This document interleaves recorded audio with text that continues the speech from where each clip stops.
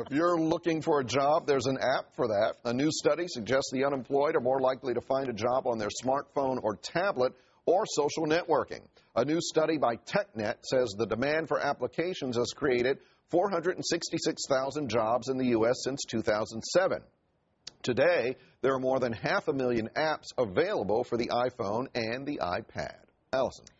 Well, Tony, searching for a new job can be tough. It's a full-time job, truly. And with all the different websites and social media resources, it can be difficult to figure out which is the best, which works for you the best. So this morning, Dave Gowell, CEO and co-founder of Rock Tech and author of the brand new book, The Power in a Link, joins us to talk about how you can use the social media site LinkedIn to find employment opportunities. I'm so used to saying unemployment because we're still hurting so badly in this country. But this is the book right here in my little paws. Thanks for coming in. Thank you, Allison. Great to be here. This man is known as the LinkedIn Jedi, so we want to tap into that knowledge.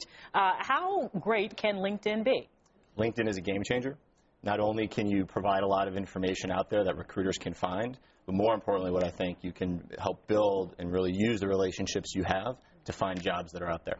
So, and I just got to be honest, with the Facebooks out there, I think that a lot of people maybe overlook LinkedIn. I don't know why, and I was talking to you off camera, and I'll just go ahead and say it. Maybe it's because I have a job now, but I'm fully aware that that job could go away at any time.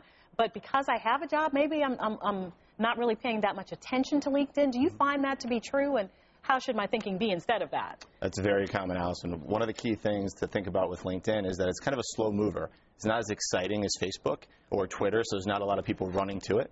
And the thought that most people have is, well, LinkedIn's great, but I'm only going to need it if I need a job. It's actually very helpful for people both with jobs and looking for jobs if you know how to use it. Love that. All right, you offer 5 tips for making the most out of LinkedIn. I think it's most beneficial just to get those out there. So you say don't be a Johnny Milker, and I would like to add, or a Minnie the Moocher.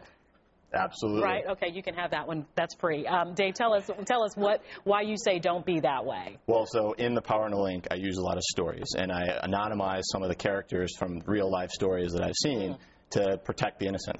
And so the idea is that when you're out there looking for a job, if you try to do more for your network than you're asking from it, it's more likely that people are going to make the introduction that will actually help you get the job you want. Gotcha. Okay, so be active, go on there and be a real participant. All right, the second one is you say update, and then update again. Well, the idea of updating has many different areas. The first is your information. You don't want to be looking for a job and have information that's outdated for you.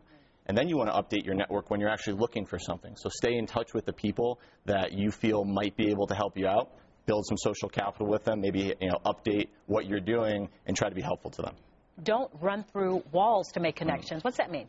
So the general idea is that a lot of people see someone in LinkedIn they want to get to, and they go at them at all costs. You can use in-mails, you can message them, you can do various things. I think it's a lot more valuable to see someone that you want to get to and find a mutual contact that can warmly introduce you to them. Okay, this one's more hardcore. You're like, you don't have to accept everyone. Absolutely. How do you not? Well, part of the idea is that LinkedIn is not this party that we just want to invite everyone and come hang out with. LinkedIn is a business tool. You should think about, if you're going to connect with someone, are they going to help you achieve your business goals? If so, connect with them. If not, maybe you can ask them to join a group from your, an industry you're in or something of that might be relevant to them. Okay, and conversely, if I'm the one who's being asked to accept them, and I don't really feel like, they're really doing much that can help me, should I not accept them either? And generally, again, it starts in my mind with social capital, and that's a concept we talk a lot about in the book. Is that if you have relationships with people that you think would actually be able to help you, or you might be willing to help them, it makes sense to connect. And then if for whatever reason you decide it's not a good fit, you can always disconnect with them later. If they update too much or over communicate, or they are a Minnie Moocher or a Johnny Milker. All right. And your last tip is the search is a really good tool. It's better than even Google searching. Okay. Well, I'm going to go and rediscover LinkedIn because you told me to do so. Well, the idea with the search is that you can finally find people and sort it by the relationships you have. Okay. And that's that real power that Google can't do until Google Plus gets a little more evolved. Okay, until they do, there is LinkedIn. And maybe there's LinkedIn anyway. This is The Power in a Link, and this is our friend Dave Gowell. Thanks for stopping by today. Thank you very much. The Fox 5 Weather app. Look 10 days ahead or hour by hour. View today's video forecast and radar that can pinpoint your neighborhood free at your App Store or Android Market.